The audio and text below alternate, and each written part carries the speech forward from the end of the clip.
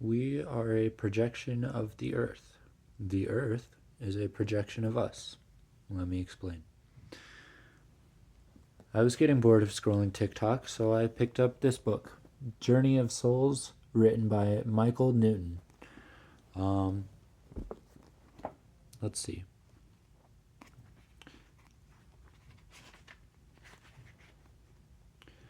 Not even past page 3, I began to get a download. And it began with this little excerpt from the book. Michael states and questions how it is possible to reach the soul through hypnosis. It requires visualization of the mind as having 3 concentric circles, each smaller than the last and within the other, separated only by layers of connected mind consciousness.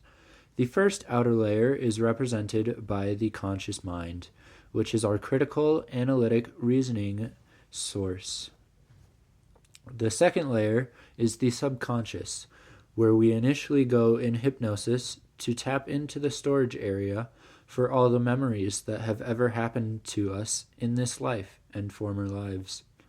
The third, the innermost core, is what we are now calling the superconscious mind. This level exposes the highest center of self, where we are an expression of a higher power. So, with that being said, I drew up a little diagram. So, there is how he described it with the superconscious mind, the subconscious mind, and the conscious mind. That got me thinking as to how the earth is formed. We have the core, which is the center, the mantle, and the crust. I feel like we all kind of learned that in elementary school. I feel like that was very early and basic geology.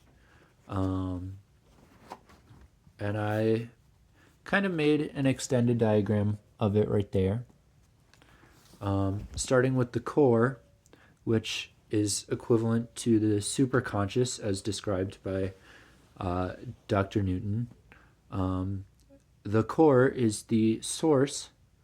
Notice how we also connect to source, spirit, Jesus, Allah, whatever you want to describe it as. The core is the source of internal heat for the earth. It is new life waiting to be born. The second innermost ring is the mantle, or the subconscious mind. This is where fossils exist, where frozen air bubbles exist. These are the memories of Earth's past lives. Frozen air bubbles are just layers of ice in Antarctica, and these air bubbles are used to kind of analyze the atmosphere of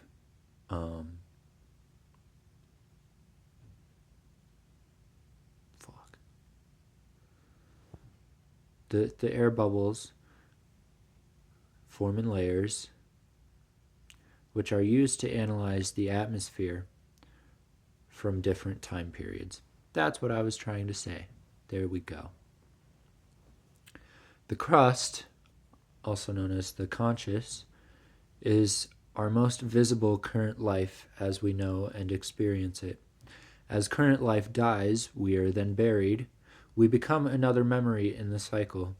As things die and are buried, new things rise and are born, like the scalloped hammerhead and silky shark that are now being discovered in those deep sea trench volcanoes, which would make them extremophiles because the water levels are very acidic and